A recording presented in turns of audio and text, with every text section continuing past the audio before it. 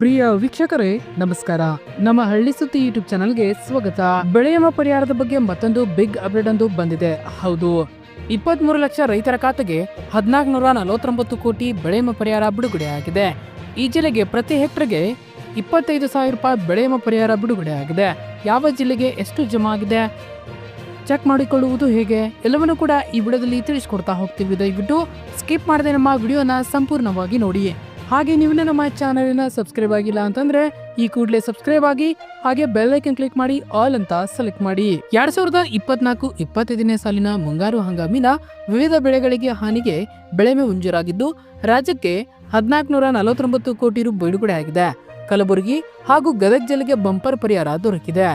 ಕಳೆದ ಸಾಲಿನ ಮುಂಗಾರು ಹಂಗಾಮಿನ ವಿವಿಧ ಬೆಳೆಗಳಿಗೆ ಕರ್ನಾಟಕ ರೈತ ಸುರಕ್ಷಾ ಪ್ರಧಾನಮಂತ್ರಿ ಫಸಲ್ ಬಿಮಾ ಯೋಜನೆ ಅಡಿಯಲ್ಲಿ ಮುಂಗಾರು ಹಂಗಾಮಿನ ಬೆಳೆಗಳಾದ ತೊಗರಿ, ಭತ್ತ, ರಾಗಿ, ಮೆಕ್ಕೆಜೋಳ, ಸೋಯಾಬೀನ್, ಹತ್ತಿ, ಹೆಸರು, ನೆಲಗಡಲೆ ಮುಂತಾದ ಬೆಳೆಗಳಿಗೆ ಬೆಳೆ ವಿಮಾ ಮಂಜೂರಾಗಿದೆ.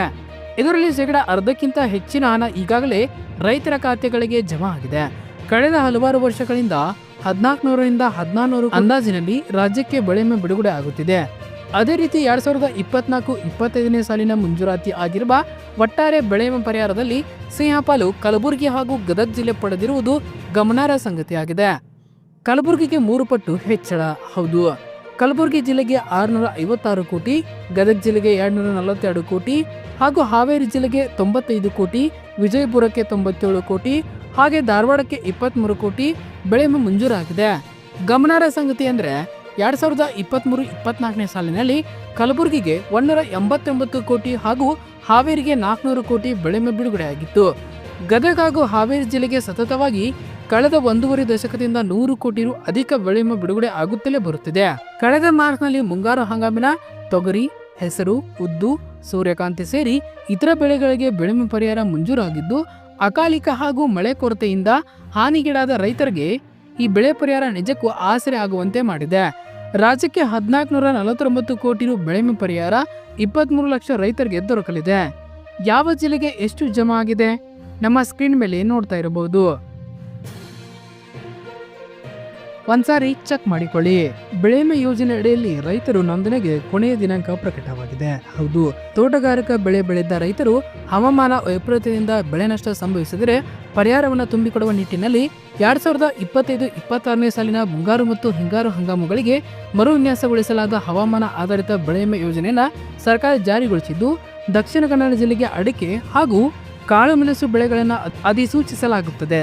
ಸಾಲ ಪಡೆದ ರೈತರ ನೋಂದಣಿಗೆ ಆಗಸ್ಟ್ 14 ಕೊನೆಯ ದಿನವಾಗಿತ್ತು ಹಾಗೂ ಸಾಲ ಪಡೆದ ರೈತರಿಗೆ ಆಗಸ್ಟ್ 30 ಕೊನೆಯ ದಿನ. ಈ ಹಿನ್ನೆಲೆಯಲ್ಲಿ ಈವರೆಗೆ ಈ ಯೋಜನೆ ನೋಂದಣಿಗೊಳ್ಳದ ರೈತರು ತುರ್ತಾಗಿ ಈ ಯೋಜನೆಯಡಿ ನೋಂದಾಯಿಸಿಕೊಂಡು ಈ ಯೋಜನೆಯನ್ನು ಸದುಪಯೋಗ ಪಡೆದುಕೊಳ್ಳಬೇಕು.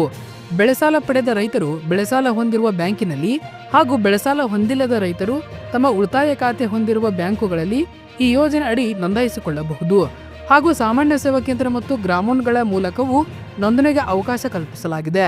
ಈ ಯೋಜನೆ ಅಡಿ ಅಡಿಕೆ ಹಾಗೂ ಕಾಳುಮೆಣಸು ಬೆಳೆಗಳಿಗೆ ರೈತರು ಪಾವತಿಸಬೇಕಾಗಿ ಪ್ರೀಮಿಯಂ ಮೊತ್ತ ಪ್ರತಿ ಹೆಕ್ಟರ್ಗೆ ಕ್ರಮವಾಗಿ ರು 6,400 ಹಾಗೂ 2,350ಗಳಾಗಿರುತ್ತದೆ.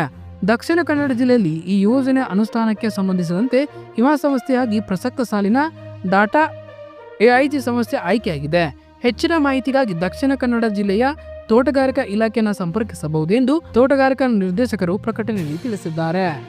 ಧನ್ಯವಾದಗಳು. ಇದೇ ರೀತಿ ಹೆಚ್ಚಿನ ಮಾಹಿತಿಗಾಗಿ ನಮ್ಮ ಹಳ್ಳಿ ಸುದ್ದಿ ಯೂಟ್ಯೂಬ್ ಚಾನಲ್ ಅನ್ನು ಸಬ್ಸ್ಕ್ರೈಬ್ ಆಗಿ. ಧನ್ಯವಾದಗಳು.